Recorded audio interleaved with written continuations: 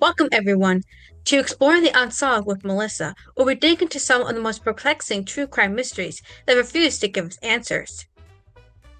Today, we journey back to 1949 to explore the mysterious disappearance of a Hollywood starlet, a case that still sends shivers to the spines of true crime enthusiasts. This is the story of Jean Spangler.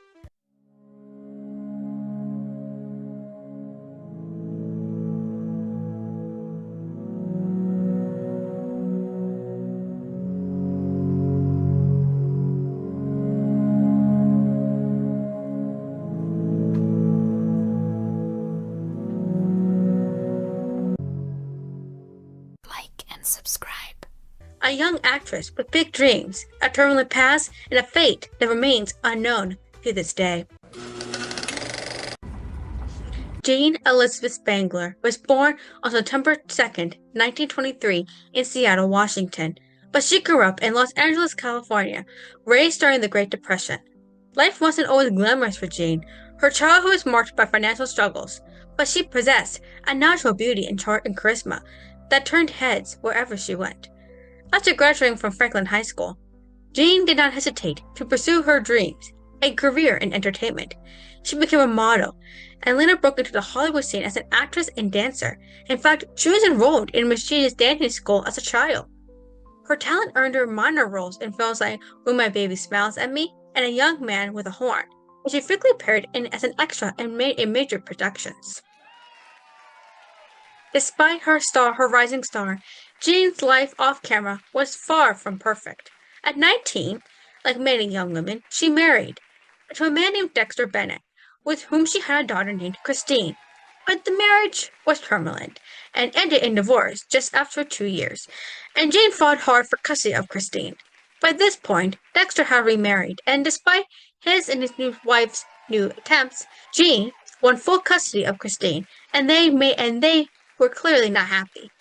With Jean working tirelessly for her young daughter, her dreams of Hollywood stardom became a beacon of hope in an otherwise challenging life. Now keep in mind, we are dealing with the 1940s, where most custody agreements will usually align with the father.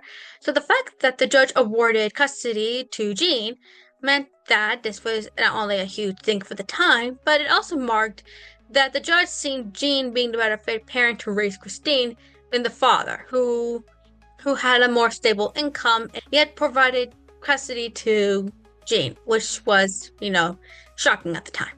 Or not very common. You didn't really see single mother, struggling actresses getting custody of their children. They mostly go to the father, and the mother get visitation. So this was, at the time, shocking, and we can imagine for Dexter, he felt a little not happy that he was going to have to pay child support and not really seeing his daughter as often as he would like.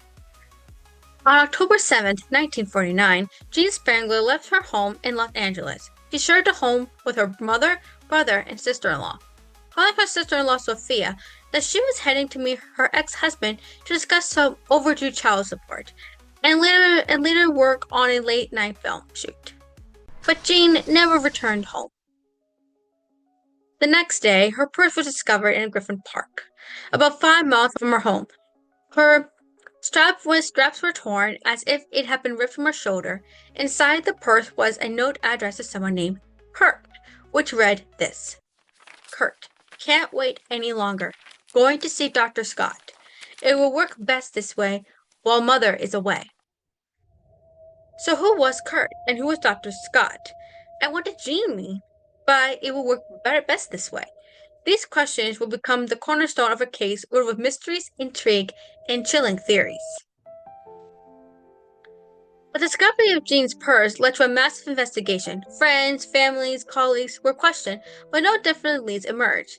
Then came theories, each one more tantalizing than the last. Now, when discussing the note and Dr. Scott, and Jean being an actress, the first thought that came to the investigators' minds was Jean pregnant? Was she looking for an abortion?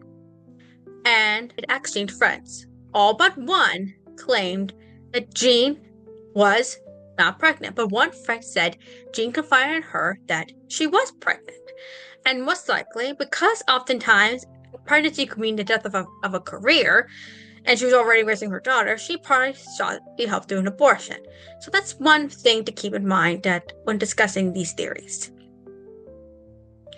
One theory involved her ex-husband, Dexter Bennett.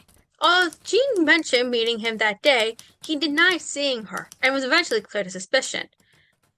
And he did provide an alibi that night, and his ex and his new wife confirmed his alibi. So that meant that although he was considered a major suspect, even Jean's own mother claimed he was responsible. There was nothing to indicate, at least due to the evidence, that Dexter was in fact directly involved in Jean's disappearance. Though he did have a motive. His motive would have been to gain custody of their daughter, which unfortunately after Jean's death, he succeeded in doing.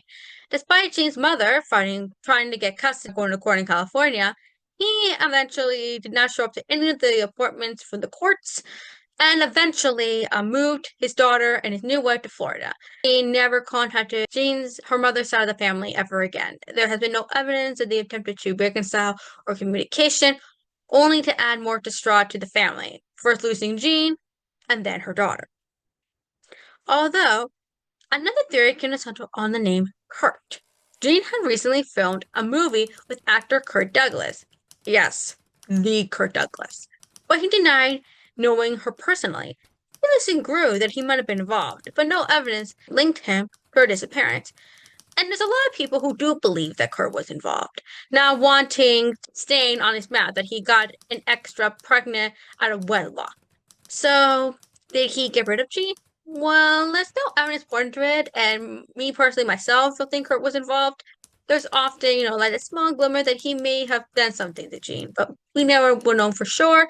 Kurt has denied this constantly, provided police with an alibi that he was on vacation in Palm Springs at the time, and with his alibi solid and nothing really solidifying him other than the note, he was eventually ruled out.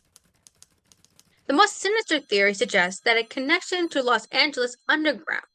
Some believe Jean was involved with mobsters and may have been silenced due to what she knew or owed. Now, this is actually, so the mobster who, if this theory does prove proven, there's actually one connection, mobster Mickey Cohen. According to many friends, Jean mentioned that she was going to get a lot of money, and through that means it was going to be through the mob. In fact, Jean once dated a man named Scotty during her marriage. When she married Dexter, she was having an affair with Scotty, and when she tried to end the affair, Scotty beat her. And this Scotty, according to people, was connected to Mickey Cohen. And Mickey Cohen made it very clear that, and Mickey Cohen was a powerful man. In fact, there's more than one connection to Scotty through the mobster connection. Her ex-husband's new wife was once married to a fixture of Cohen. And let's just say, and there are some people who believe that the new wife contacted her ex to get rid of Jean so that they can gain custody of their daughter. But there is no evidence pointing to this theory. Others speculate that she sought an illegal abortion, which tragically ended her life. The note on her purse mentions Dr. Scott, added weight to this theory, but no such doctor was ever identified. Though they did go to bars, and the witnesses saying that they did see a man who did do abortions and in the area where Jean was known to frequent. Is it possible that they missed him and they never looked? Because people did state that there was a doctor, unknown if his name was Scott or not, if that's even his real name, that did to provide abortions, and often offered his services in the area Jane was known to party and frequent. Jane had the reputation of being a party girl. But there was no evidence. They could not find Dr. Scott, and they did not find any evidence pointing to the note. And remember, like I said before, only one of Jean's friends claimed that she was pregnant. Her other friend said yes, said no, she was not pregnant. The other friend said yes, she was. So she only confided into the one. Griffin Park, where Jean's purse was found, has long been a place of legend and mystery. Did someone lure her there under Fred's presence? Or was it merely a convenient dumping ground for a crime committing elsewhere? To this day, hikers and visitors to Griffin Park claim to feel an unsettling presence near the area where her belongings were found. Could it be Jean's spirit still searching for justice? And now, We're going to look at the last theory, and the last theory connects it to the Black Dahlia. In fact, there are more than one connection connecting this case, the infamous Black Dahlia murder. Black Dahlia murder only happened more than 2 years after Jean, but before Jean disappeared, and this case still ricocheted Hollywood for centuries. Now, if you look at the women side by side, both of them look to have a similar appearance: dark hair, beautiful eyes, what Caucasian, and similar builds, beauty, up-and-coming actresses. The similarities between the two women are shocking.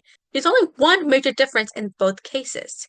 Well, despite both cases being relatively unsolved, found the Black Dahlia body, but yet we never found Jean. Is it possible that the same murderer who killed the Black Dahlia, aka Elizabeth Short, also killed Jean? But after learning from his mistake with Elizabeth's murder, did he do something more conspicuous with Jean? In fact, there's one more piece of evidence that points to possibly a link between these two murders, besides the similarities in both the circumstances and personal aspects to these women's lives that could possibly link this case. The one person who believes that there's a connection is a man named Steve Haldol. Now, this name might sound familiar to true crime fans. This is the same man who has accused his father, George Haldol, of killing the Black Dahlia, claiming his father had the power, the money, the experience, and everything he needed to get away with Elizabeth's murder, and claims he has evidence to support the fact that he also was responsible for the disappearance of Jean. Other than what I just said, with the women having similar appearances, George actually helped run an abortion clinic. And remember, many people speculate that Jean lied about her alibi that night because she wasn't seeing her ex-husband, she wasn't filming a movie that night, that she was going to be seeking an abortion. And it would be better when her mother was away because her sister-in-law would be less suspicious than her mother would be. But the main man who would have been providing Jean's abortion, a man named Kurt. Remember, Kurt was the name on the note that she left behind in her purse. Oh, back then abortions were illegal. This is before Roe v. Wade. So did she? But the name on the note said Dr. Scott. Did she try to tell people by not going to see Dr. Scott? And we do know that Dr. Scott was providing abortions in the area. Well, she showed desperate for an abortion that lured her to go to George.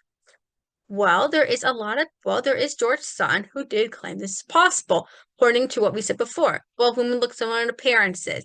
They were rising actresses, and both of them met mysterious ends. So, but why would George wait 2 years to kill again when he got away with Dahlia's murder? Well, maybe people do believe that George was a budding serial killer and has killed more people. In fact, he was actually accused for crimes during his lifetime, from abusing his daughter to hurting his sons. This guy was a bad dude, but due to the PD in California being corrupt and him having money, he got away with a few things. Plus, this was the 50s. People were more willing to believe the man than the woman at the time. Was George just waiting for the right victim? And when he saw Jean looking for her desperation for an abortion, and him also being a doctor, did he provide his services to her, and that's what she been her untimely end? If that's the case, where's Jean's body? Well, Jean's body could be in the house where he was living in. In fact, his son has tried to buy the house several times so that the police can investigate for evidence for Dahlia's murder and for Jean's disappearance, but so far, all attempts to reclaim this home have gone to forced ends. And in fact, there's many people who do believe that due to the circumstances and similarities between both Elizabeth and Jean's cases, and the fact that there's a lot of evidence linking George to Dahlia's crime, and possibly through circumstantial evidence linking him to Jean. There's a very possible chance that he was the one responsible. And like always, I'm going to put my theory to the end. I do believe there's a connection between the Black Dahlia and Elizabeth and to Elizabeth Short's murder and to Jean. Over 7 decades have passed since Jean Spangler disappeared, yet her case remains unsolved. She's still listed on the California's list of missing people. Her daughter Christine, only a 5-year-old girl at the time, grew up without answers. And unfortunately, like I said previously, Due to Jane's disappearance and despite her mother's attempts, her ex-husband and his new wife got custody of her. Her mother tried to go to the courts to get custody of Christine, but like I mentioned previously, they moved to Florida with Christine, and Christine never contacted her mother's side of the family again, making this case even more tragic for Spangler's family. And Hollywood moved on, leaving Jane's name to be a whisper only in true crime circles. But we've refused to forget Jean Spangler. Jean Spangler was more than a mystery. She was a mother, a dreamer, and a woman who deserved so much than the shadowy fate she met. So what really happened to Jean Spangler? Did she just simply run away? Unlikely. Did she meet some kind of foul play and circumstance on the night she died? Maybe. Was she the victim of watch abortion? Mobsters? The same killer monster who killed us with short? Only time would tell. Thank you for joining us on the journey into the past. If your theories, thoughts, or even the smallest shred of evidence, let's keep Jean's story alive. Police are still accepting tips and theories. Share this episode. Maybe, and just maybe, someone out there holds the mystery piece to this puzzle. Until next time, stay curious, stay vigilant, and remember, the truth is out there, waiting to be found.